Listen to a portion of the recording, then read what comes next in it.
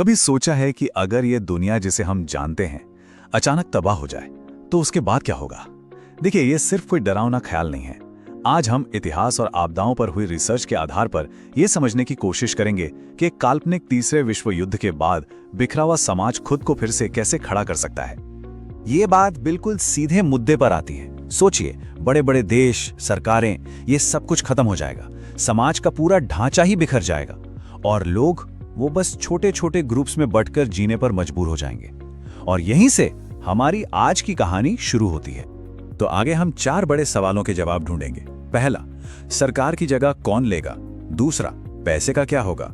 तीसरा, इंसान होने का मतलब कैसे बदलेगा? और चौथा, क्या हम अपनी टेक्नोलॉजी दोबारा हासिल कर पाएंगे? तो चलिए शुरू करते हैं सबसे पहले और शायद सबसे बड़े सवाल से, सत्ता। जब सरकारें गिर जाती हैं तो जो लोग बच जाते हैं वो खुद को ऑर्गेनाइज कैसे करेंगे? मतलब आखिर राज करेगा कौन?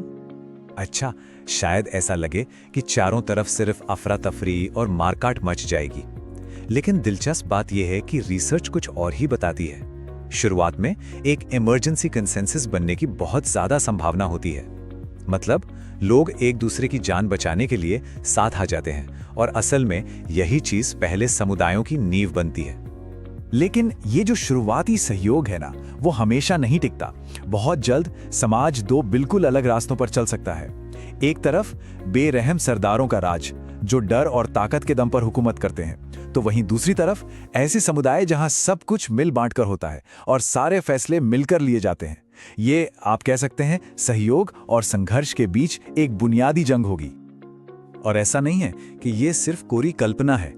इतिहास में ऐसा हो चुका है। जब महान रोमन साम्राज्य का पतन हुआ तो बिल्कुल यही हुआ था। जैसे ही एक बड़ी सेंट्रल पावर गायब हुई, उसकी जगह छोटे छोटे स्थानीय सरदारों ने ले ली। उन्होंने लोगों को सुरक्षा दी और बदले में उनकी वफादारी और मेहनत पर राज किया। तो सबसे जरूरी बात यह है कि कोई एक तरह की सरकार नहीं होगी। सत्ता का पूरा नक्शा ही बदल जाएगा।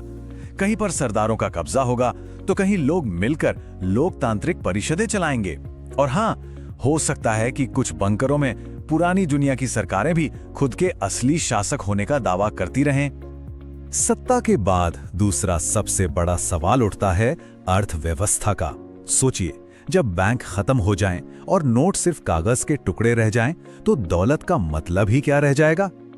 देखिए, परमाणु हमलों से एक इलेक्ट्रोमैग्नेटिक पल्स यानी ईएमपी पैदा होती है। ये एक झटके में सारे डिजिटल रिकॉर्ड्स को मिटा सकती है। आपका बैंक बैलेंस, आपके शेयर्स, सब कुछ जीरो। और जब सरकार ही नहीं तो नोटों की भी कोई कीमत नहीं रह जाएगी। इसे ही कहते हैं द ग्रेट फाइनेंशियल रीसेट। अर्थव्यवस्था को फिर से खड़ा होने में 3 मेन स्टेप्स लगेंगे। पहला होगा स्कैवेंजिंग, यानी खंडहरों में जो भी काम का मिले उसी पर गुजारा करना। फिर आएगा बार्टर सिस्टम, जहां चीजों और हुनर का सीधा लेन देन होगा। और आखिर में जब हालात थोड़े सुधरेंगे तो समुदाय अपनी जरूरत की चीजें खुद बनाना शुरू कर देंगे। और जरा देखिए कि कीमती होने की परिभाषा कैसे बदल जाएगी। स्टॉक मार्केट की जगह साफ पानी और डिब्बेबंद खाना होगा। सोने चांदी की जगह गोलियां और दवाइयां सबसे बड़ा खजाना होंगी। अब दौलत का मतलब सिर्फ वो चीजें होंगी जो अगला दिन देखने में मदद करें। और यहां एक बहुत बड़ा फर्क है। देखिए, पिछले विश्व युद्धों के बाद देशों ने एक दूसरे की मदद की थी, लेकिन इस बार कोई बाहरी मदद नहीं आएगी। कोई मार्शल प्लान नहीं होगा। हर समुदाय को अकेले अपने दम पर और अपनी सूझबूझ से ही जिंदा रहना होगा। अब एक और गहरे सवाल पर आते हैं। इस तबाही का हम इंसानों पर क्या असर होगा? ये संकट हमारी संस्कृति को, हमारी पहचान को और समाज के तौर तरीकों को कैसे बदल देगा? ये सवाल शायद सबसे गहरा है। जब समाज का ढांचा ही टूट जाता है तो एक इंसान होने के हमारे मायने क्या रह जाते हैं? जेंडर रोल्स को लेकर 2 बिल्कुल उल्टे भविष्य बन सकते हैं। कुछ समुदायों में जरूरतें औरतों को आगे आने पर मजबूर करेंगी। वो नेता बनेंगी, फाइटर बनेंगी। वहीं दूसरी तरफ कुछ समूह डर और असुरक्षा के माहौल में पुरानी कठोर पितृसत्तात्मक व्यवस्था को वापस लागू करने की कोशिश कर सकते हैं। देश और नागरिकता जैसी पुरानी पहचानें तो खत्म हो जाएंगी। लोग अब खुद को अपने कबीले के सदस्य के तौर पर पहचानेंगे या शायद किसी खास हुनर के जानकार के रूप में। और सबसे बड़ी पहचान होगी सर्वाइवर की, एक ऐसी पहचान जो उन सबको जोड़ेगी जो इस तबाही से बच निकले हैं। इतनी बड़ी तबाही और दुख झेलने के बाद जाहिर है लोग जवाब और सुकून की तलाश करेंगे। इससे या तो पुराने धर्मों में लोगों का विश्वास और भी गहरा हो सकता है, या फिर कोई नया करिश्माई नेता अपना पंथ बनाकर लोगों को उम्मीद का वादा कर सकता है। और आखिर में बात करते हैं टेक्नोलॉजी की। जब इंटरनेट, फोन सब बंद हो जाएं, तो ये बिखरी हुई दुनिया दोबारा जुड़ेगी कैसे? ये मुश्किल प्रक्रिया शुरू कैसे होगी? इस तकनीकी तबाही के सेंटर में होगा एक EMP। ये ऊर्जा का एक ऐसा शक्तिशाली विस्फोट है जो हमारी मॉडर्न इलेक्ट्रॉनिक दुनिया को एक ही पल में खत्म कर देगा। कोई इंटरनेट नहीं, कोई फोन नहीं, कोई बिजली नहीं, दुनिया एक नए अंधकार युग में चली जाएगी।